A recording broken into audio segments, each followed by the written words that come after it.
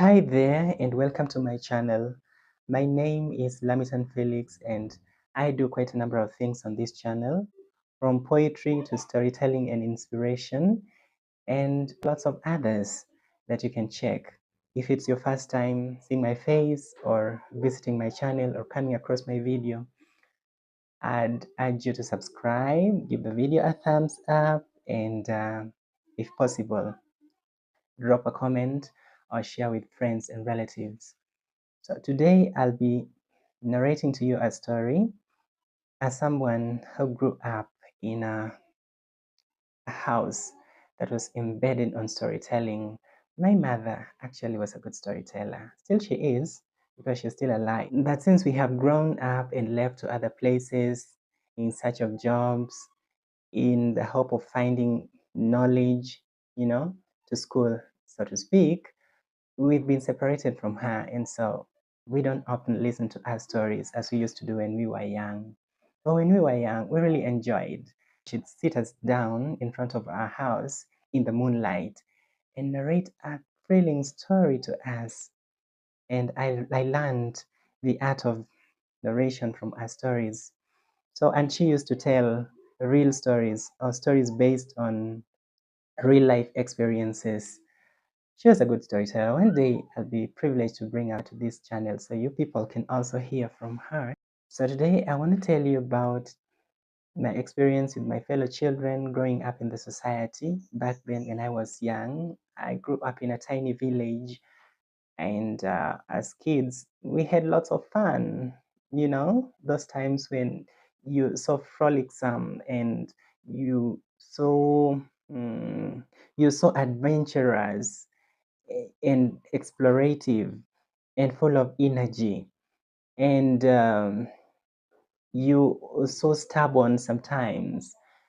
That, I think, describes the kind of person I was as a young person back in the village, going to school, playing around with fellow friends, and running errands for my parents.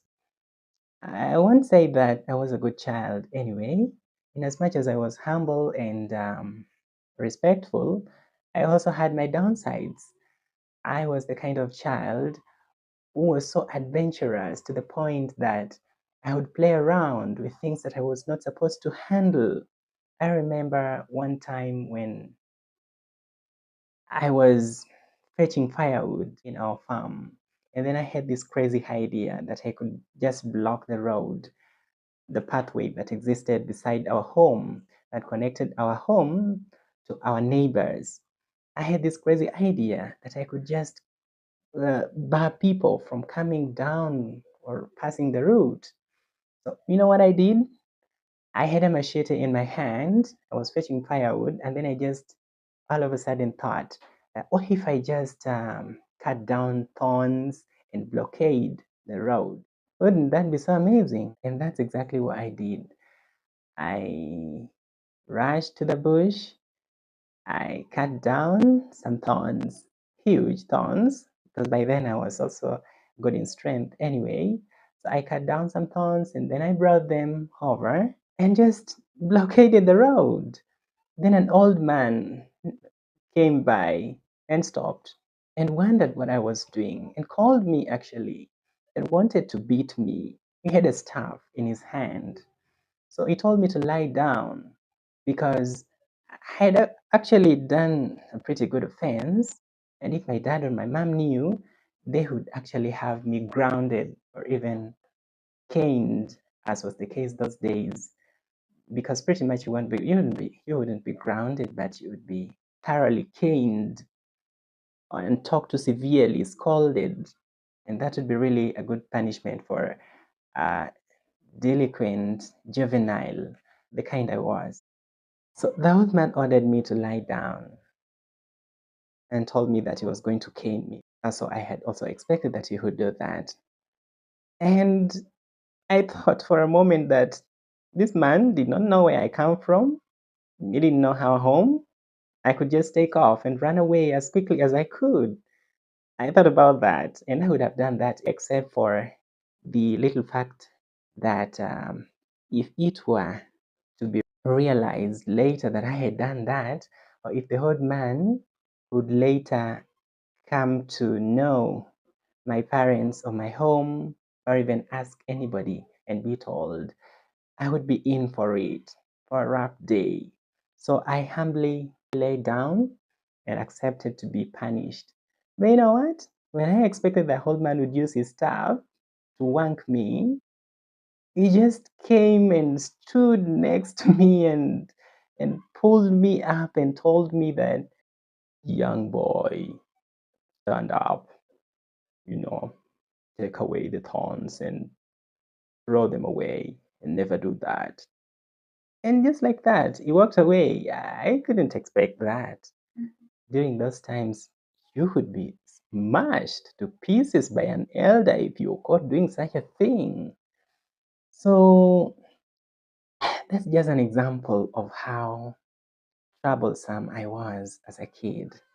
But thank God, this elder was so understanding. So when we were young, we were so fond of stealing little things. We were little thieves, so to speak. We liked mangoes and other fruits, but more so mangoes. And we liked them raw, and we liked them with salt. So there were lots of mango trees in the village, but there was this mango farm that was next to the pathway that led to our school. Because we used to go to school as a group. Those days we would walk on barefoot anyway. We'd just be walking in the muddy waters and sand when it never rained. And we were just like that. And we loved that. And there was no option. You would be, if you were lucky, you would have a pair of shoes or two in case your parents were capable of, if they were working well, and that would suit you. So we used to go to school as a group, and there was this mango farm that was next, or that was besides the pathway that led to our school. It was close, so close that we walked through it. We just decisively left the road that led to our school and used the one that we had made through the garden or the farm. And it had lots of mango trees and belonged to a man, middle aged. I don't know what middle aged person really is, but I would say he was in his 50s, nearly late 50s, still strong and cruel and loud mouthed. He was. So, and he guarded his farm, but we would still go through and walk through early in the morning when we went to school and late in the evening when we came back. We would sneak and walk through. And if we had the chance to climb, or if we spotted mangoes, we would climb the trees and get ourselves suited. But of course, he never liked that. If he found you, he had his stuff too. Old men in our society back then, and not even just old men. If you are of a particular age, from let's say 40 onwards, then most assuredly you'd be having a staff, even if it meant just carrying it in your hand or just walking with it, not even having it down.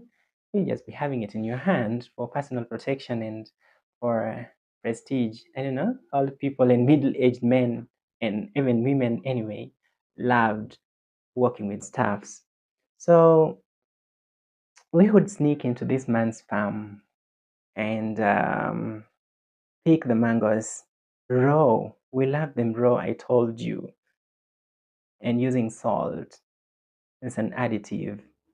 So we'd pick as many as we could and rush away and go to a safe place where we'd sit down and eat and take others home to share with our siblings who are younger, and other people back at home who would be interested. Not our parents. Our parents knew, but they never caned us. They never harassed us because we were kids, and kids were much loved in the society. In as much as we were spanked and beaten and punished in many ways, we were never tortured or harassed or even troublesomely uh, done to grievous things that were beyond a child's ability to live with. You know, we were never really done to those grievous things that anybody would do to a child to harm a child in any way. Kids were loved. So these people who came across kids who are troublesome would just punish the kids in one way or the other, but not torture or harm or even interfere with the health of a kid in a way that would be so, disturbing. So I remember one day, and this man was so cruel, I tell you, was the kind who walked, rough. And if he found you, you'd even just want to have the heart open up and swallow you. He was that kind. So I remember one day when we sneaked into his farm after school in the evening. We used to leave school at around 4 o'clock in the evening and play until 6 p.m. and then go back home and pretend to have been released that late.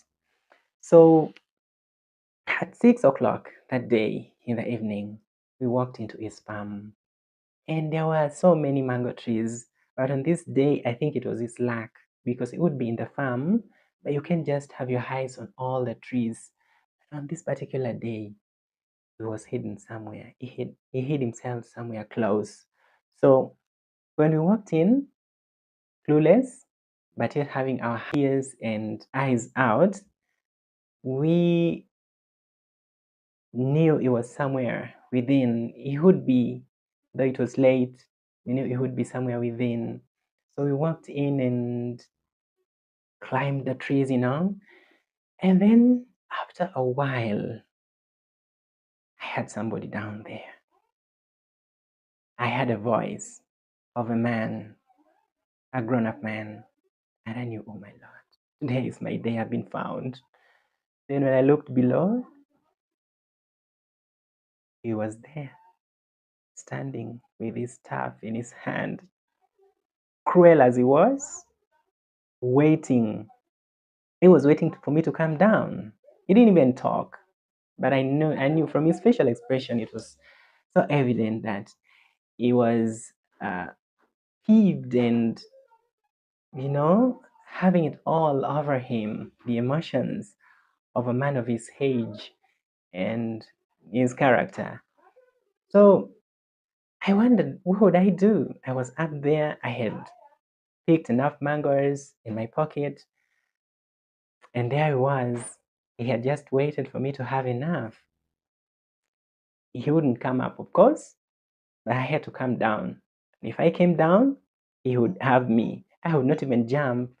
The tree was tall, mark you. It was a tall, bushy tree with shrubs all around. So if I had the option of jumping, it would be endangering my life on the other hand. So I would just have to come down and straight into his arms. I was troubled. I knew my 40 days had arrived, and there I was, the man down here, waiting like a ravenous lion. I trembled. I couldn't believe that amongst all the people who were around, he had his hands on me now. I looked down and I looked sideways and I looked upways and I looked all the other ways I could, possibly seeking for a solution. There was no solution. I started climbing down, trembling as I had been trembling, ready to go into his arms. And do you know what the old man did? Just like the other one who had left, who had warned me thoroughly to pick up the thorns, get them out of the road, and leave, the old man surprisingly left. He didn't even speak anything. He didn't even tell me that I had done wrong, or even scolded me like he used to do. He just left. I was surprised. I wasn't happy that he had done that. I was relieved, of course, but I was left with so many questions because he knew my parents, he knew our home, he would come at whatever time he could and tell my parents. I was left in suspense. I went back home and together with the others, telling them that no, this man is gonna come home, he's gonna tell my parents, and oh, I'm gonna be in trouble. But to my hugest surprise, he didn't come home. He did not. He did not come home. When I thought he would come to school the following day too, he did not. He did not come to school because he would, and he could, because it was bad to have kids in your farm every day stealing your mangoes and ripe, when they could just wait for them to be ripe and have their better share. We used to take them as little as they were, still little, small sized and ripe and very raw. That was so tasteful to us with the alcohol in it and how sour it was. We loved that. This man would have come to our home. He would have gone to school to report me, but he never did that the following day when I thought he would do that. And even the days that followed, he never did that. So this, in a way, shaped my childhood. I told myself that if this cruel man can just forgive me without saying anything, without any orders, then I have to think twice. I have to think of this being a rare privilege that has just come once that I might not even find in my entire life. And I have to know that this is a warning, a great warning and a grave one, so to speak. So after that day, I decided that never ever would I be found stealing somebody's fruits or mangoes or anything in their homes or in their farms or anywhere. That was a good lesson for me. It shaped my view of forgiveness and over humanity and over a keen and careful and well-crafted way of warning a kid. Maybe I would have perceived it in another way altogether, but I think to me it spoke straight into my heart the message that this might be your last chance. It might have given you the time to reform and to relinquish this bad behavior of stealing people's mangoes and taking people's things and being troublesome and being the stubborn kid you are. I changed. It helped me. And I realized, and I still realize today, that there are so many ways of bringing instructions in the society, of teaching children, of warning children to turn away from evil, of straightening children other than just spanking and working up and grounding and all the other stuff that you do to kids. Even just silence alone is enough to tell a child that this perhaps is your last chance. He told me an example here. So that's a true story and something that I encountered and learned from. This is something that is applicable even to between us and God. Sometimes we just sin, and instead of God punishing us, I'm a Christian, forgive me for bringing my views into this, but take it as it is too. Sometimes we can do nasty things and imagine that God is just assuming while He's giving us chance. He's telling us, letting us know that He knows we have done that, and He knows that it's worth a repercussion. He's deciding just to restrain Himself and keep Himself a little bit from executing His punishment, just to give us time to repent. It spoke a lesson to me. So that's the story that I had for you today. I hope you've learned something from that, as I have in the past, and even today still have it in my heart that it was for a lesson that did happen to me. So if you can, or if you have found something in that, then that is my greatest happiness. Don't forget to subscribe and give this video a thumbs up. Goodbye. Ciao.